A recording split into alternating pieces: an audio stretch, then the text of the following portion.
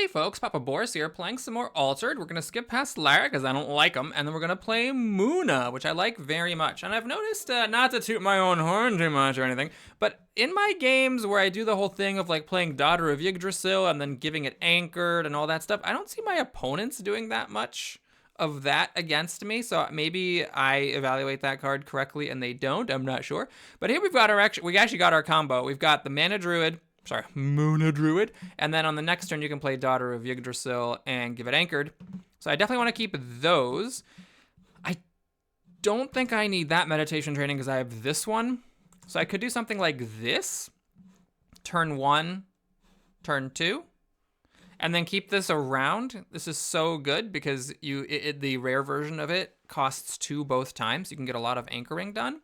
However, alternatively, I could do something like this, whereas turn 1 I play this thing, and then turn 2 I play the Spindle Harvesters and the Daughter for some extra power on that turn. It does mean I throw away my rare meditation training forever, but I think I'm gonna do it. Let's fight for the board a bit. It is a mirror matchup, so we'll try that, see how it goes. A little scary that I'm the first player here because my opponent actually could just go over the top of me. There are 3-cost creatures that will go over the top, especially considering my opponent's also getting the boost, so we're really talking about beating a 3/2/2 for 3 mana, which is very possible. I'm still going to do it, though. I think that the benefit of getting a Daughter of Yggdrasil anchored in the next turn is worth it. And there's also a chance that my opponent doesn't have the requisite card, like they kept a Sneezer Shroom, or these things which are so very, very, very popular. So that's fine. I'm completely okay with that. That means they're going to have a 2/1/1 on the board next turn. I will probably just play over it with the Daughter, maybe depending on what's here, and play my own Spindle Harvesters. Of course, there's always it's like a weird kind of non-bo or anti-combo, because you want to play this first to get the boost from the hero because it's anchored and it will sit around, but that means that you're not getting the boost on the Daughter, and this is also being anchored. So I would kind of rather have this be anchored, but that means that this thing is just a 1/0/0, which might be irrelevant if I move into a spot where forest isn't a thing. Okay, so they're in water. Okay, so water's kind of interesting. All right, so all in all, my Spindle Harvesters are irrelevant if they don't have a boost, because here they're just up against a 3/2/2 and they do nothing, and then here it's desert, and if I don't get the boost on them it does nothing. But at the same time I want my Daughter to get a boost. Let's see, so this would be a 6/6/4 with a boost, so I'm stopping them from moving their water only, and I'm presenting a pretty big front to move myself. The other case though is I could put Daughter of Yggdrasil here, say hey, desert's a crappy spot, let's get that while we can. I hate this guy, so we're gonna just get rid of that. I know it's a prejudice that might cost me some time. Oh, we got this thing. Interesting. It'd be great if I could play the Daughter and the Muna Druid and then be able to make this anchored. Oh, this is interesting. So my opponent played a 4-drop here. Okay, that's fine. So basically, this is not a good play now because my opponent's on the starting zone where the 5 water beats my 4 water and they move. I would also move, but then they move twice and I move once, so that's dumb. So instead, we're going to do this. So now it's actually really good. My opponent's going to have 3 things going into the reserve. They're going to fall behind a card, which is the card that I gave them from playing the Daughter. And now I can anchor it. So each of us moves once. I do fall behind a card doing that. So the card advantage situation is maybe not as rosy of a picture as I'm presenting it. And this is really just pointless to play here because it doesn't do anything since I didn't boost it. Now, I could have actually had an unboosted, maybe I made a mistake. An unboosted Daughter still stopped them from moving while allowing me to move. You could take a 1 off all my stats and you can see I'm still blocking their water. I'm beating or blocking them on everything. So I still would have moved and they wouldn't have, and then I would have had a 2/1/1 here, which would have at least been threatening to move. As it is, there's really no point playing this, even with my extra mana, because it just literally does nothing. Well, maybe I get like a nurture. Okay, I'm gonna play this. The thing you have to be wary of with playing anchored cards is that then they like go into the reserve a turn later, and then that makes it more likely your reserve fills up. Like now I'm already scheduled to have 2 things going to the reserve, so that means that anything I play is going to fill up my reserve and cause me to throw cards away. But I just don't value this very much, and the reason I want to have it here is in case I draw Nurture, I could Nurture it and get a surprise, token here to contest this lane. Okay, I'm very curious what my opponent's going to throw away. Do you keep this for tempo, because 1-drops are good to play to avoid committing your resources, or do you throw it away because it's just kind of trash? And I guess the discarding of the reserve happens before the drawing of cards. Interesting. Seems like that's the kind of thing I should have paid attention to. Okay, so we've got faction shifted physical training here. And then we do have Nurture, and we do have a Muna Druid. This is really tough. I definitely want to play the Muna Druid so that when I play the Daughter of Yggdrasil from reserve, I can give it Anchored again. And then Nurture's really good. This basically is the same as physical training, but it's just more flexible. Yeah, I'm going to get rid of the physical training.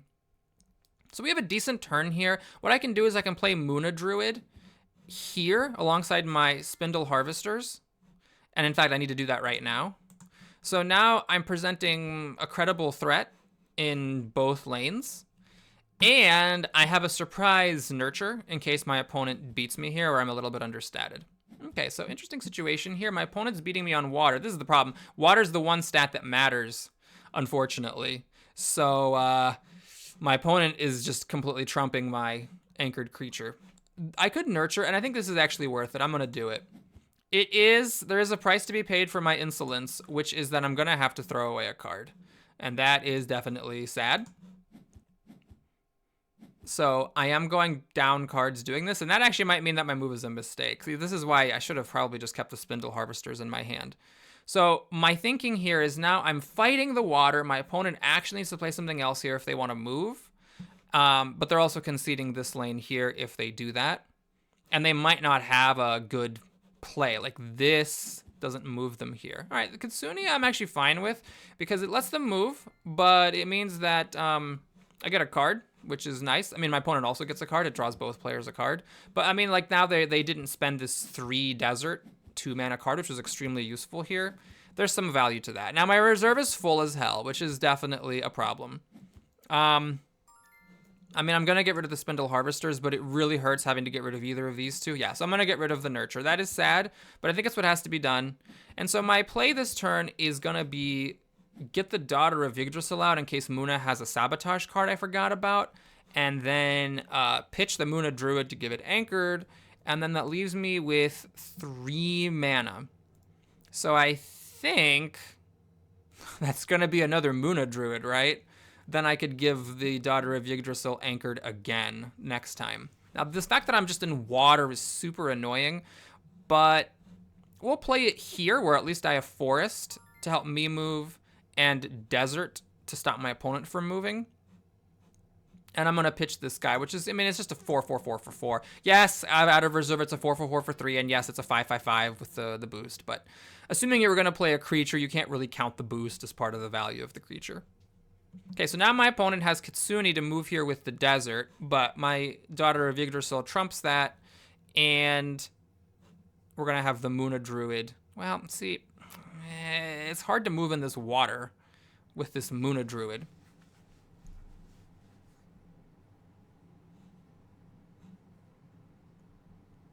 But okay, let's see. I mean, at least the good news is that my opponent is first, so they need to commit something or other. They are 2 cards ahead of me. One of their cards is Spindle Harvesters, though, which I do think is just absolute garbage. Okay, so they're doing this, which is fine. It means that a boosted Daughter still contests water here.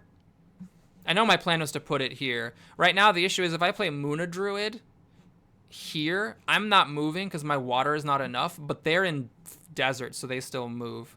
So it actually maybe makes sense to alter my plan here. Put the Daughter here. It'll have 4 water. And then I can pile drive this lane with Muna Druid if my opponent puts more stuff here. I guess the concern is what happens if they like have enough cards that are cheap to split. The alternative is I could just let them move here and just put the Daughter here where I'm much more likely to actually be able to move. Okay, we will try that.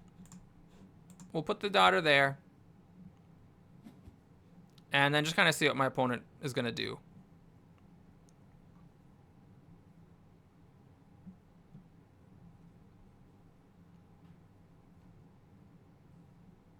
It might be I'm just like overcommitting to this whole make the Daughters of Yggdrasil anchored thing. I'm not really getting ahead on the board, but I'm definitely falling behind on cards because I'm pitching these to keep the Daughters on the board.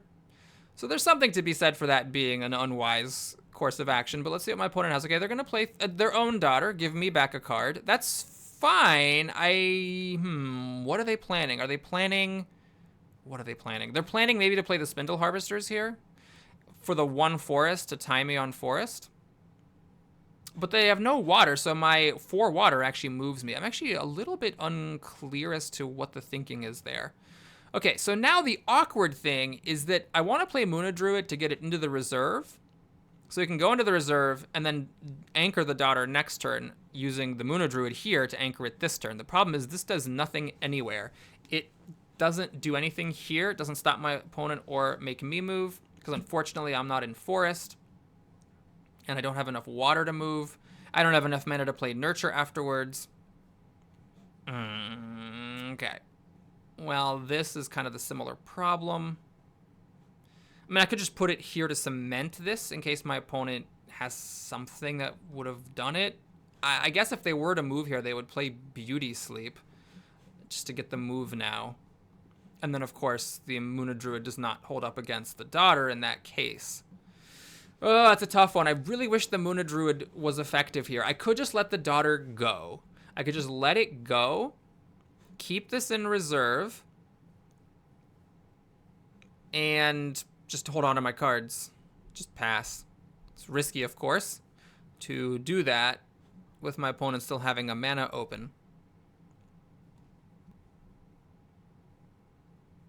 But I just don't see the point of playing this Muna Druid. I mean, I guess it would just be to keep a 6/6/4 on the board next turn. Okay, we're going to try it. I'm going to put this here just so that I can use the support ability to keep the Daughter of Yggdrasil on the board an extra turn next time.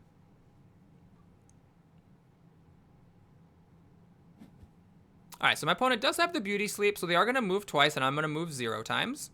That is concerning. Beauty Sleep Note is a really good counter to Anchored because the Anchored still goes away, but then the fact that the creature isn't going away is irrelevant. So maybe I shouldn't be playing my strategy knowing that my opponent has cards like Beauty Sleep.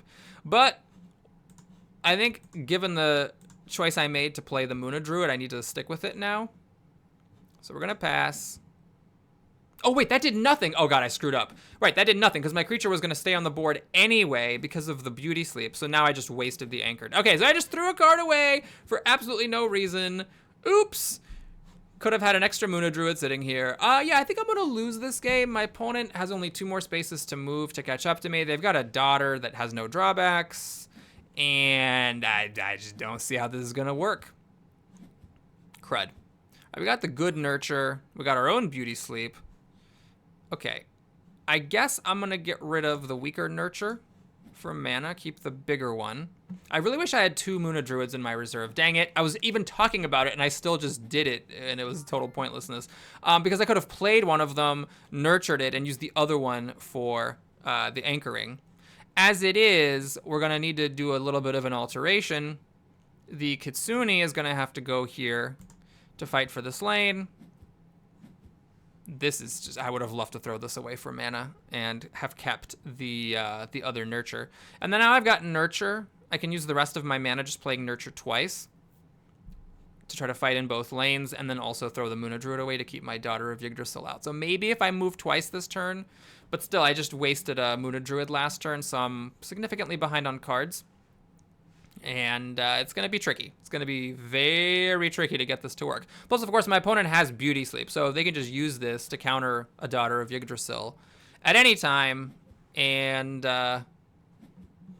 win a lane. Okay, well, we got to try what we got to try. So let's put down the Nurture. One thing is, I don't actually have to play the second copy of it, depending on what my opponent does. I could just keep it here and instead play my own Beauty Sleep on their Daughter of Yggdrasil. What I'm really curious now is how much mana my opponent's going to play, because if they play a 1-drop here, that puts me in a dire spot since they have 3 left open for the second copy of Beauty Sleep. But if they use at least 2 mana, then that turns Beauty Sleep off, and then maybe I can get my own Beauty Sleep in. Of course, my Beauty Sleep isn't as good because it's not countering Anchored, and it is, you know, it's the creature's still going to be on the board next time. All right, the situation here is 7-5 on the water.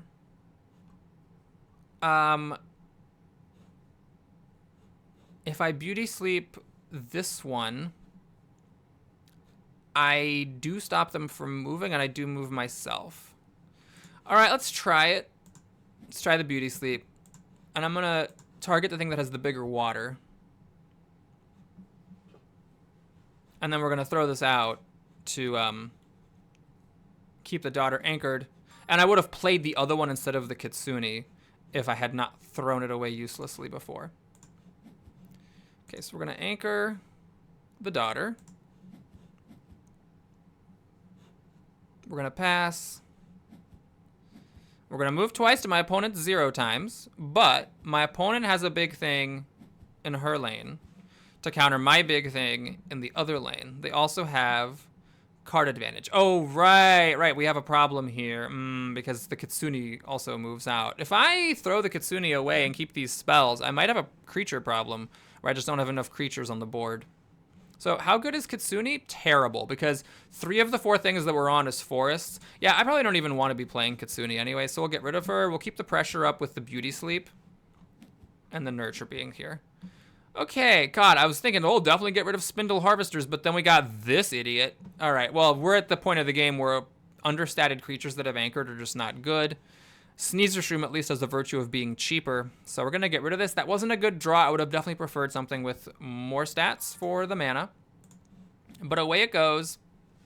And I think my opponent is heavily favored to win here. They've got 2 extra cards, and I'm not, like, overflowing with other compensating advantages for the card disadvantage that I have. But anything is possible. They are first. We'll see what happens. One thing to pay attention to is, of course, their mana, which I'm sure my opponent's doing to me, which is, you know, once it drops low 3, the Beauty Sleep turns off. So you want to try to keep your mana up as much as possible. Okay, they played this thing. That is a very curious play. It's an understated creature with tons of mana. And so now, the next turn, they either have to commit the Beauty Sleep, or they need to play something else, and then they can't play Beauty Sleep. I'm pretty happy to see that. I mean, I'll eat my words if I'm wrong. The question is, can I afford to play a Sneezer Shroom, because it's just much better than the Spindle Harvesters. It grows. It's the rare version. What's my mana here? 5 plus 2 is 7. 8. Oh, I can just play everything. Okay. Well, in that case, there's no reason to give it away. Let's put the Spindle Harvesters here. I want them to get the boost because the Sneezer Shroom already has stats. I want to make sure that if they go in different lanes, because the Daughter of Yggdrasil is finally going to fall off the map, that the Spindle Harvester contests whatever lane it's in starting out. Okay, so my opponent is going for the Beauty Sleep on the Daughter, which kind of compels me to put my own Beauty Sleep on this Coniferal Cone Man. And I mean, they're out of mana. I'm definitely doing it. Like, there's no way that I'm ever not doing it, so we're just going to do this. It doesn't have any drawbacks because the Anchored goes... They were going to stay anyway, so Beauty Sleep basically gets rid of Anchored. And then now the question is, what are we doing here with this situation? So they need Desert or Water to move. Yes, it's a bit unfortunate. I have to do a kind of janky play. Wait a minute. Oh, I should have really thought about putting that here, though, because here it would have moved. Oh, God, I would have moved in this lane.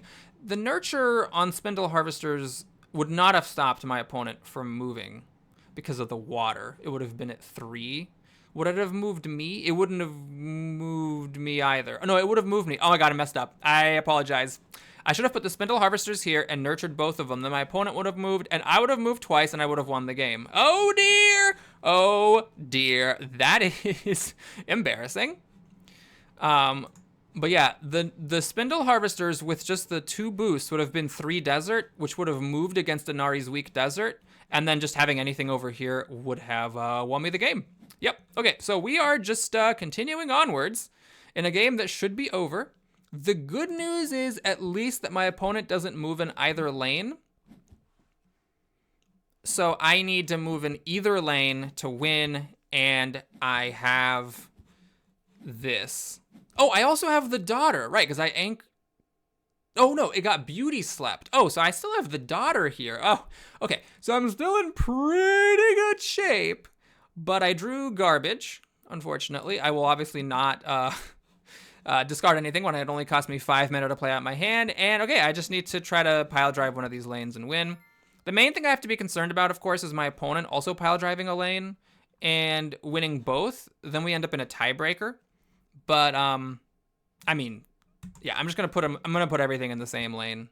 It's that's all I can do. I just want to make sure that my opponent doesn't move in one of the lanes. So here my opponent needs to beat 8 Water Desert, and it's pretty well distributed, so Beauty Sleep isn't gonna be like a crazy knockout. I mean, they could spend 4 mana to Beauty Sleep twice. That gives them 4 mana to put a creature here to beat it. And that's a problem, but then they also have this. This isn't moving right now. So I think it would be very difficult for my opponent, unless they have like 2 Beauty Sleeps. They could spend 5 mana to Beauty Sleep 3 things. Oh, hey, I get a card. Oh, that's amazing. Oh my god, that was incredible. Well, I'm actually not going to play it right now. There's no reason to give it away. I'm just going to play Parvati. We're going to anchor that just for, you know, hoops and snuggles. And yeah, I feel so bad. I should have won last turn. I guess because I forgot that my daughter was going to stick around and I was going to get these nurture boosted plants that I was pretty likely to win regardless. But yes, it's definitely going to be a win. So I'm going to just drop the daughter here. My opponent can maybe with 4 mana play something here and move. I mean, yeah, definitely. They can move off of water, but they're absolutely not moving here. There's just no universe in which they're moving in this lane. So they move once, I move once, but I win, and then the game ends. So it was sloppy play on my part. I should have won a turn earlier. I wasted my opponent's time because I think I was in an overwhelming position to win since I just had so many stats on the board at the start of the turn. And my opponent didn't. But yeah, it's funny that I was like talking about how I was better than other people on Board Game Arena at playing Muna, and then of course this mirror match happened where I just played horribly and my opponent almost beat me. But I do think that whereas my opponent maybe showed the weakness of my strategy of just constantly anchoring the Daughters of Yggdrasil, and I fell perilously behind on cards. My opponent also did a masterful job playing Beauty Sleep, and I screwed that up as well. I think what actually gave me this game is that my opponent played this. Just the fact that my opponent was playing this really expensive, understated thing that had anchored at a critical time in the game when you just needed to progress your lanes is the reason that they lost. So I still stand by my belief that these expensive creatures with weak stats that have anchored to compensate aren't very good, except at the very lower levels, where the Sneezer Shroom, especially this rare growing one, and the Spindle Harvesters have value as tempo plays. But I may be wrong about prioritizing anchoring Daughter of Yggdrasil as much as I do. Anyway, thanks for watching. Hope you enjoyed it. Please like and or subscribe, and I'll see you again soon. Take care.